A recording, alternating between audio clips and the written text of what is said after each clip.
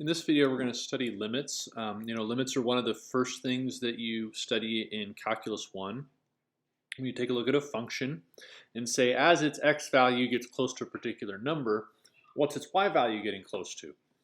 So we're going to do the same thing, but of course here we're talking about functions of two variables. So now the question becomes, as the x and y values get closer to a particular ordered pair, can we say what the z value approaches? So here's our formal definition for it. The limit is x of the ordered pair xy goes to the ordered pair ab of this function of x and y is equal to L, right? If we're able to write that down, then we say that this is the limit of f of x, y as xy approaches ab. And it just means that we're getting as close as we can to ab, and if we can basically agree where the function is headed, then its limit exists. There's all sorts of alternate notations here that you want to keep track of, right? This is just stating the same idea up here in a different way. And then we often say just f of x, y goes to L as xy goes to ab. That's another way of stating the same thing. So remember from Calc 1 that a limit exists whenever its left and right side limits are able to agree. Okay, so if you take a look here at this situation here and tried to say, let's take the limit as x goes to 2, we would actually say that this does not exist.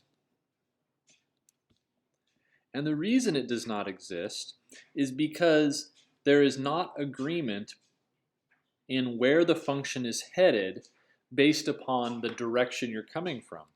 So here, the limit as x goes to 2 from the left of this function, I should say g of x here, of g of x, that is equal to 3, right? It looks like it's heading toward the number 3 when you approach from the left. But if you approach from the right, it looks like it's heading toward 1. And so because we have this disagreement here, we can't say that the limit exists. However, if I say that I want to know the limit as x goes to 5 of g of x, that does exist, because whether you talk about coming from the left or you talk about coming from the right, you get the same answer. Right? No matter what, you get the answer of 2. So because those one-sided limits exist and are the same, we can say that our limit itself exists.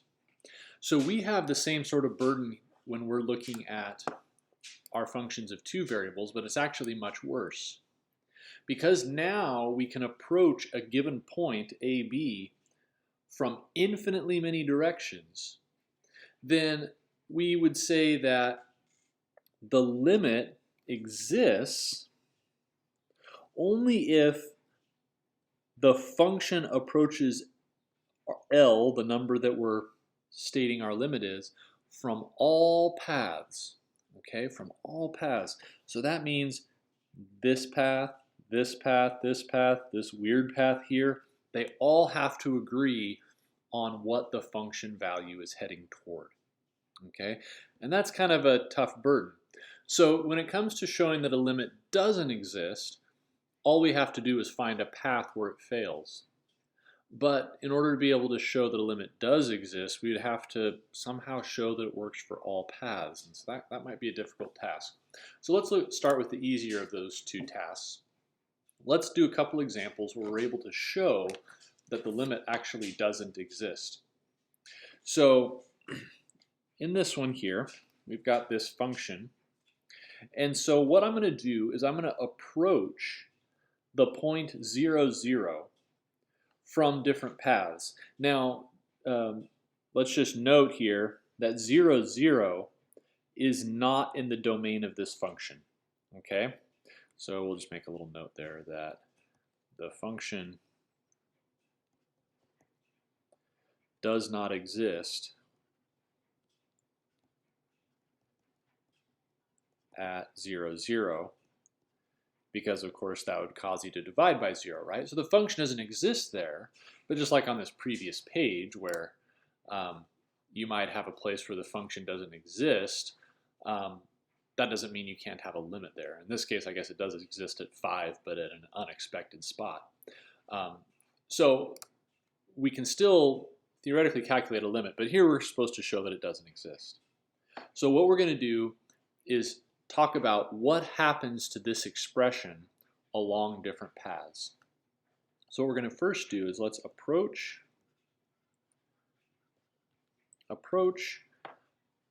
along the path y equals 0. Okay? So to put it real simply here, if I have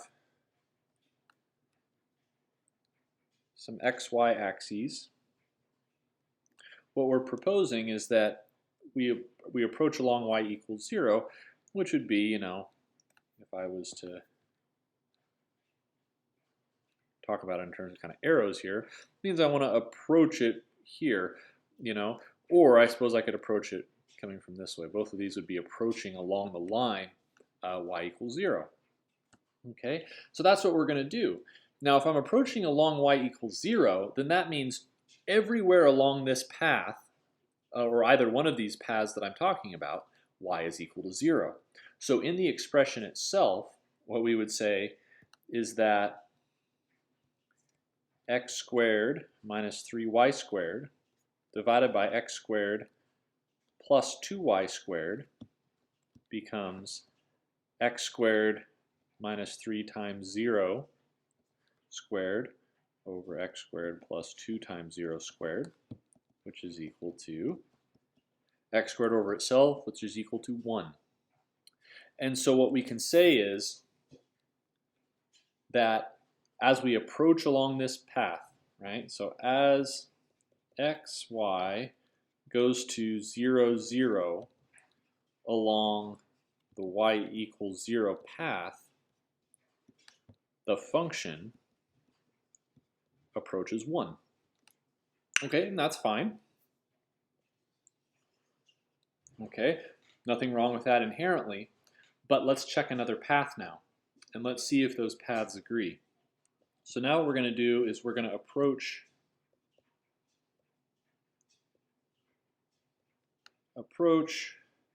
along the path x equals 0. So that would be approaching just along the y-axis, right? Okay, so if I approach along the path x equals 0, then our expression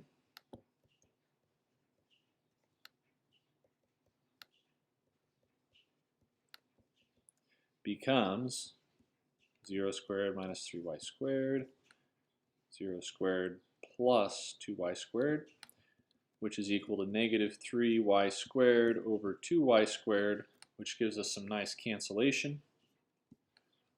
So we get negative 3 halves. So now what we can say is that as xy goes to 0, 0 along the x equals 0 path, the function approaches negative 3 halves. So what we have here are two different paths that can't agree. In the picture on our previous slide here, it just said, you know, it's like this path tells you that the z value is getting close to one thing, and this path is telling you something completely different. So because they can't agree, that means that the limit does not exist.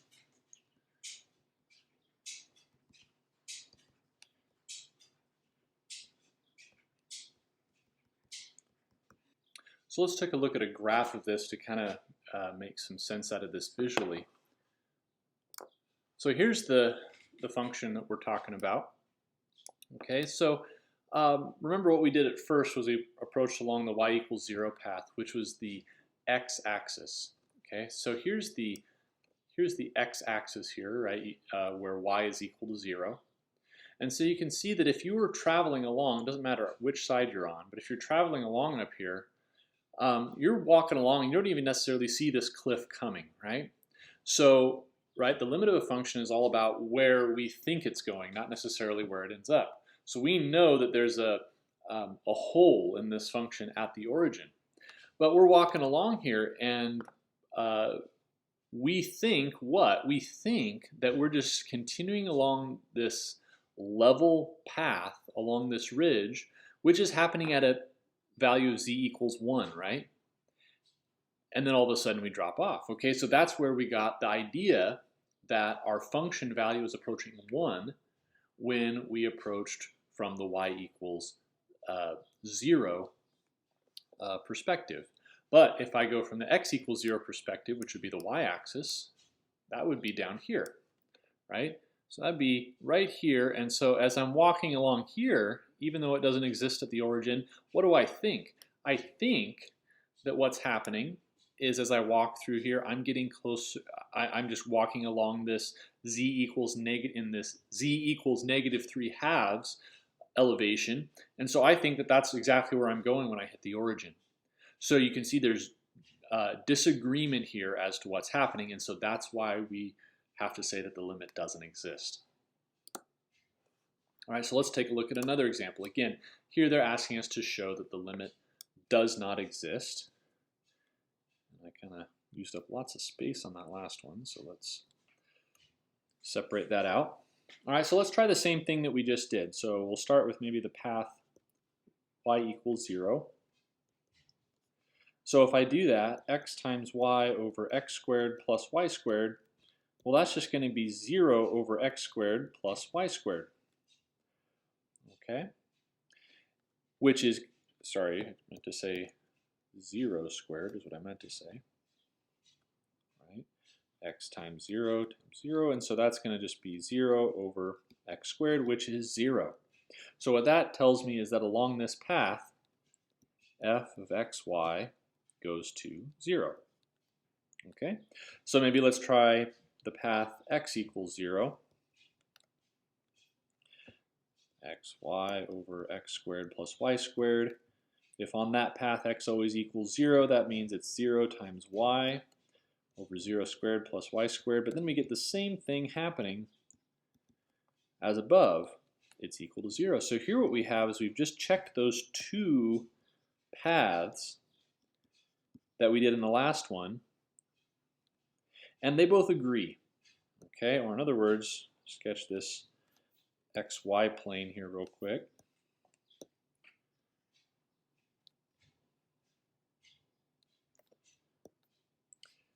Right, and so if I'm approaching from here or from here, doesn't matter, they're both in agreement. So how about we try something else? What if we try approaching, instead of along an axis, along some other line? So let's pick the path, keep it fairly simple, y equals x. So if we pick y equals x, what's happening there is we're approaching along this line here, right? So this is how the approach looks. Okay, so if that happens, then xy over x squared plus y squared becomes x times x over x squared plus x squared, which is x squared over 2x squared, which we still get cancellation, and so that equals a half.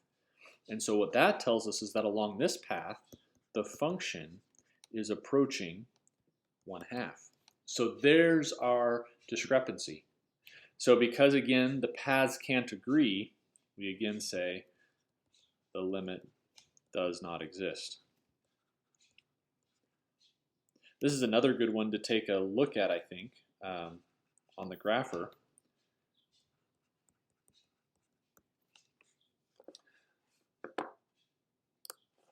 So we'll change this. This will be x times y divided by x squared plus y squared. All right, so now let's look at the different paths here. So when I'm along the y-axis here, I'm approaching right about here, I guess, and that's happening all right at z equals 0. And when I approach along the y-axis, I'd be running this way, that's also happening at about z equals 0. So those were the zeros that we saw. But if I look at y equals x, right, you can see here's x-axis, y-axis, that would be approaching in this direction, right? And so then if I look at what height that's at, that's happening at a height of 0.5, right? That's z equals 0.5. That's the function approaching 1/2 that we just came up with. Okay, so you can see that real clearly here. All right, one more example where we set out to prove that a particular limit doesn't exist. This one I'm going to kind of cut to the chase a little bit, but based on our work in the last couple, we're just going to make a note right off the bat so we don't take up too much space, that for this one, the function approaches 0 along both the x equals 0 and y equals 0 paths. Okay, and you can imagine, plugging in 0 for y or plugging in 0 for x gives the same action that we just had in example 2. All right, so we'll just leave that there. So let's try maybe the next thing that we did so that those two agree. How about y equals x? So if y equals x, we get x cubed times x divided by x to the 6th plus x squared, which is x to the 4th over x to the 6th plus x squared. And then remember that when you want to find the limit of an expression like this, one of the techniques that we use is to, oops, that's supposed to be a 6, is to multiply by 1 over the highest power in the denominator. And that will help us understand what's occurring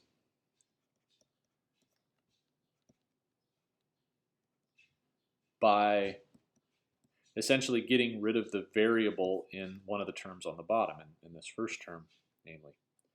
So, oops, got premature distributing that. So then in the next step, what we get is x to the 4th over x to the 6th, which would become 1 over x squared. The first term would just be 1, and then the second term would be 1 over x to the 4th. But as we let this x go to 0, we understand that both this term and this term go to 0. So what we know is that in this case also, right, as xy goes to 0, 0 on the y equals x path, f of xy goes to 0 as well. So now we've got 3 different paths. They all agree. And I'm telling you, if you could try lots and lots of different paths, and lots and lots and lots of them would agree. Okay, but this one also is a limit that doesn't exist. So in this case, there's one that really ruins things. Okay, so the path that ruins this limit existing is the path y equals x cubed. If y equals x cubed, then we get x cubed y divided by x to the 6th plus y squared. That's going to equal x cubed times x cubed, substituting in. And so that gives me x to the 6th on top, x to the 6th plus x to the 6th. So that's going to be x to the 6th over 2x to the 6th, which is a half. So here, for this path, f, x, y goes to a half. Okay, so what's going on here? It's really interesting to look at the graph of this one. So we'll put in x cubed y, divided by x to the 6th plus y squared. All right, so we have this, and so we had all this sort of agreement, okay, as to what's happening with the function, but we found that y equals x cubed was the path that gave us something different. All right, so let's take a look at a top view of this, or just looking down on the xy plane. You can see this ridge here is probably where we're getting our disagreement, or maybe this valley down here. But look at this ridge and this valley. The ridge, what's that shape? That's the y equals x cubed shape, right? And then this one would have also given us something we couldn't agree with, which was y equals negative x cubed. Also would have done the trick. And so when you approach specifically along those curves, then basically you're fooled. You think that you're way up here at 1/2 or way down here at negative 1/2 the whole time until you actually get to the origin. Whereas all these other paths eventually kind of make their way back down to 0, right? So like even like y equals x, right? It's here for a while, 0 for a while, and you do have to go back up again, but then you do dip back down in order to, and then end up down at approaching 0 again, right? But it's just if you stayed along this path, you would stay on that ridge the whole time. All right, so after these kind of 3 counterexamples, you might say, well, okay, how do I ever find the limit of something? I mean, is it just that limits typically don't exist here if the value that you're going toward doesn't exist? Well, not necessarily. Let's take a look at the graph of this one first to kind of maybe give us some comfort that this really should have a limit that exists, and then talk about how to show it algebraically. So for this one, x squared y divided by square root of x squared y plus y squared. So this one, notice there doesn't seem to be any strange ridges or valleys or anything that kind of fool the traveler that's going along the surface. Here, no matter how you're approaching, you seem to always be approaching 0, right? So we kind of expect that, yeah, this limit should exist, and then it should probably be 0, because that seems like about the height that you're at when you're heading toward the origin. All right, so how do we show this algebraically? I'm going to show you 2 methods that you might use. So here's, we'll just call it method 1. I'm going to use, in this case, the squeeze theorem.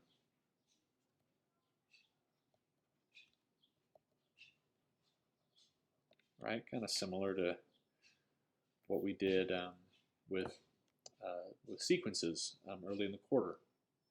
So if I can pin my expression between 2 values, and then I can show that both of those values go to the same number, then I will have shown that my limit exists, right? So the question might be, can I make any sense out of the absolute value of x squared y over the square root of x squared plus y squared? Okay, well, because we're talking about absolute value, I can definitely say that it's greater than or equal to 0. Okay, but is there anything else I can do? Well, one thing I can definitely do is pull outside of the absolute value anything that is always positive anyway. So I can pull this x squared outside, right, because x squared is always positive. And I can pull the square root of x squared plus y squared outside because it's always positive. So the only thing left in absolute values is the y. All right. Now I can do a little bit more than this, okay? So one of the things that I can definitely do is I can say the following, and this is going to look a little funny at first, but I can say this is always less than or equal to the absolute value of y. Okay, why can I say that? This is going to be true for whenever x is less than or equal to 1. And since we're taking the limit as x is going to 0, then it's certainly, I can make a statement like this because I know that as I get meaningfully close to 0, I'm definitely less than or equal to 1. Okay. In fact, I could make a little bit better of a statement than this. I could say for x being between -1 and 1. Okay. Why is that? Well, because x squared under these circumstances would definitely be less than or equal to x, right? Because whenever you're smaller than 1, squaring something is always going to be, I should say the absolute value of x probably. Squaring something is always going to be smaller than the original as long as you're smaller than 1. And this is less than or equal to the square root, or I guess equal to the square root of x squared, which is always smaller than or equal to if you were to add a positive number under that square root. So what we have is the top is always smaller than or equal to the bottom in this fraction. So that means that x squared over the square root of x squared plus y squared is always less than or equal to 1. And so I can make this nice statement. And then, of course, you apply the squeeze theorem. So as y gets closer to 0, then this whole thing, of course, gets closer to 0. So we can say, by the squeeze theorem,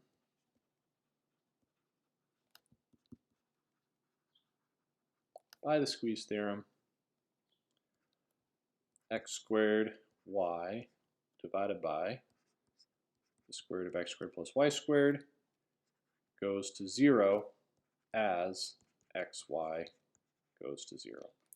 Okay, so why did that do the trick? That did the trick because I did not rely upon any particular path to show that. All I did was I got myself inside of the region where x is less than or equal to or between -1 and 1, and then I was able to go from there. All right, so that argument does not depend upon path. There's another argument that you can do that won't depend on path, which is, so I'll call this method 2, put it in a different color. Just a different way of looking at it. We can use polar coordinates. So if I want to use polar coordinates, then of course remember that x squared plus y squared equals r squared, right?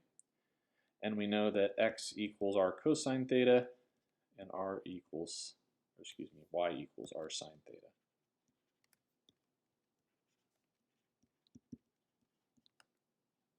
All right, so what that means is that I can then take my x squared y over the square root of x squared plus y squared and rewrite that in polar form.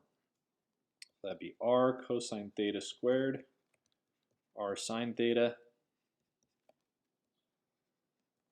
and the square root of r squared. All right, so on bottom, that's just going to give me an r. On top, we have r squared cosine squared theta, and then r sine theta. But then we get the r on top and the r on bottom canceling, right? So that leaves me with r squared cosine squared theta sine of theta. All right, now let's think about what happens as x and y go to 0, 0. So as xy goes to 0, 0, then what's going to happen here is that r is going to go to 0. Okay? And we know that the expression that we're left with, r squared cosine squared theta sine theta, is always between -r squared and r squared. So again, we can kind of use the squeeze theorem to say, so this goes to 0, right, as x, y go to the origin. And that also does the trick, right? So we use polar coordinates because polar coordinates that are, right, isn't being specific about what path we're taking toward the origin, right? All paths imply that r is getting close to 0. Okay, so that's another way we can do it. Switch to polar, use squeeze theorem, and it doesn't depend on path. All right, so the other concept we need to introduce in this section is that of continuity, right?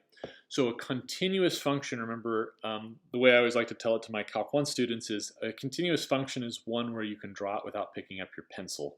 Now that isn't going to quite work as well for us here, but it's the same idea. So what's that business of not picking up your pencil, right? If I can draw a curve without picking up my pencil, it's continuous because I don't have any breaks in it, right? There's no jumps, there's no holes or anything like that. Okay, so in other words, if I right here was heading toward this x value of a, right, and this would be the y value f of a, the idea is the limit as x approaches a of f of x is just itself f of a. That's what it means to be continuous. And that's the same thing here for our functions of two variables. Okay, so we're going to look at a couple examples on the next page with looking at continuity and evaluating limits. But let me just say one brief word about this huge mess on this page. All of this, these are all the limit laws. And guess what? It's all the limit laws you're already used to from functions of single variables, right? The product of limits is the same as the limit of the product of the functions. You know, things like that. Like those are all still valid. We're still using them here. So, so just be aware that we're just kind of rehashing all those things that we knew from before. All right, I'm not going to spend a lot of time going through those. You can read through them, make sure you're comfortable with them. Now, in the first 4 examples we just did, they were pretty tricky because the place we were trying to calculate the limit at was not in the domain of the function. Okay, so if I look at example 5 here, it asks me to calculate the limit of this function at 3, 2. Well, the function exists at the point 3, 2. So you might say, can I just plug it in? And the answer is yes. Okay, but why is the answer yes? The answer is yes because it's a continuous function. So we know that this is just a polynomial, right? 4x squared minus y squared. And we know polynomials have no breaks in their domain. So when we go to calculate this limit, because it's a continuous function, okay, and that's important that we understand the reason we're allowed to do this. So I'm going to say this, continuous function.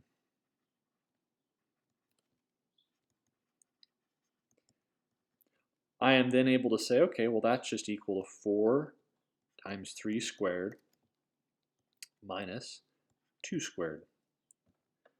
And so that's going to be 4 times 9 minus 4. So that gives me 32. So it's as simple as that when you are using a continuous function. Okay. Now in example 6, it says, where is this function here, f of x, y equals xy over x squared plus y squared, where is it continuous? And the answer to that is, we know it's not continuous everywhere, right? We know that the function does not exist at 0, 0. But because we have x times y on top, which is a continuous function, and we have x squared plus y squared on bottom, which is also a continuous function, this function is continuous everywhere else. So we can say the function does not exist at 0, 0, right? But also we can say f of xy is continuous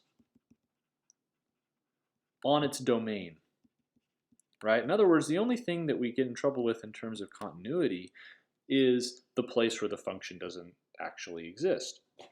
All right, so what that means is that we just have to check that point and we can note that it is in the domain. And the moment that we know that it's in the domain and we know the function is continuous over its entire domain, then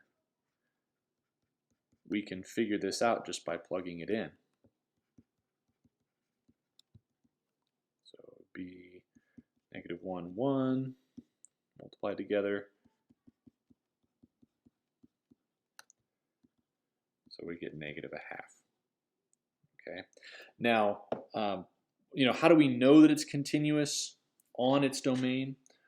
Well, remember one of the things that you would have learned back in Calc 1 would be that rational equations are continuous on their domain, polynomials continuous on their domain, right? So when we just have things like x squared plus y squared, right?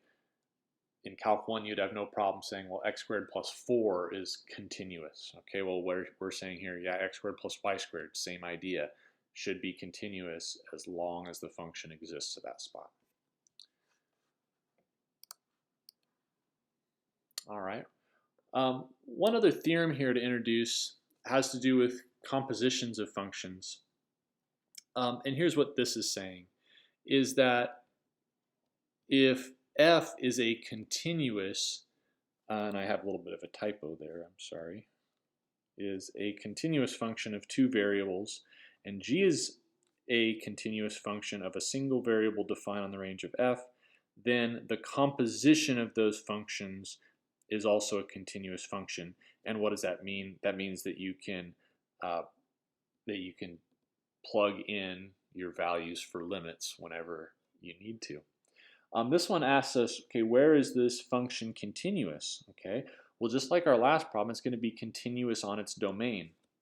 Okay, but of course, what that means is since we have the natural log, we need we need xy divided by x squared plus y squared. We need that to be greater than 0, right, to satisfy the domain of natural log. We also need x squared plus y squared to not be equal to 0, right? We know that from above because that would not be in the domain of this inside function. So if we look at this one here, let's just make a note that the bottom is greater than 0 always. So really all this just comes down to is taking the top and saying, okay, that means that it's going to be continuous when x times y, I'll actually let me write it like this, use set notation, when we have xy such that x times y is greater than 0. All right, and that also satisfies this, right? So this would not include the point 0, 0. So what does this mean? Well, I think it would be nice to kind of sketch this, even though, it did ask us to sketch it, so yeah, we better. So when is x times y greater than 0? Well, x times y is greater than 0 in two very specific regions, right? In the first quadrant and the third quadrant, right? Where either x and y are both positive or x and y are both actually negative. So that would be sketching the set of values in the xy plane. Might not hurt to take a look at this graph.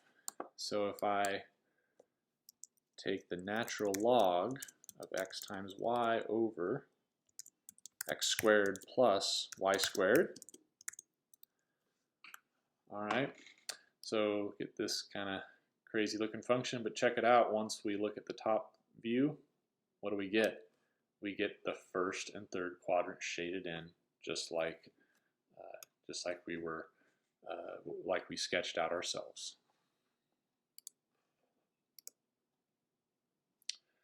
All right, and then the last thing we just want to talk about here is that this business of continuous functions or evaluating limits, it applies to functions of two variables. Guess what? It applies to functions of three variables, okay? So remember, this is where things get harder to picture, so we can't plug this into our grapher and make a picture of any of these functions. So remember that the domain of the functions we're talking about here, when there's 3 variables, is a region in 3-dimensional space, and then the function value is this 4th dimension, right? And so as an object, we have trouble picturing that. But the principles remain the same. So if I look here at taking the limit as x, y, z goes to the point 1, 1, 1,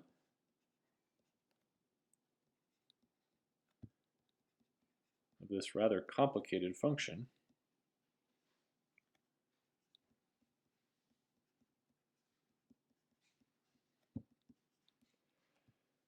I first might just want to check to see if the function exists there, because it looks like I have a continuous function, right? I've got this polynomial on top divided by a polynomial on bottom.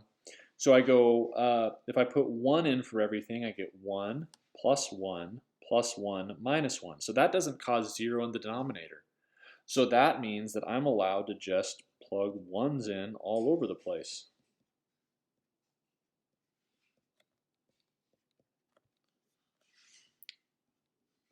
Right? Because it is continuous on its domain, and 1, 1, 1 is in fact in the domain, so I just plug it right in. So that's going to be a 2 on bottom, negative 2 on top, and so let's see, yeah, and then that's going to be negative 1 as an answer. All right, and then finally example 9 says find the set of points at which this function here is continuous, right? Well, again, this should be continuous on its domain.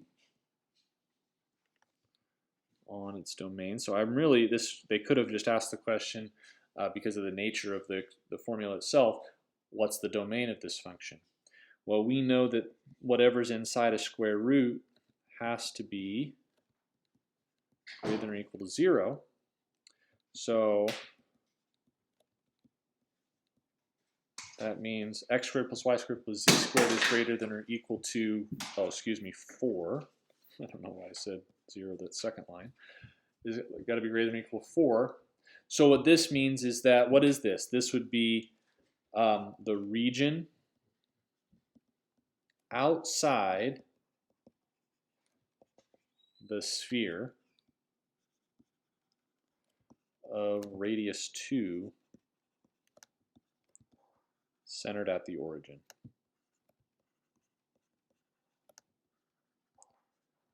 So it would be continuous on that region.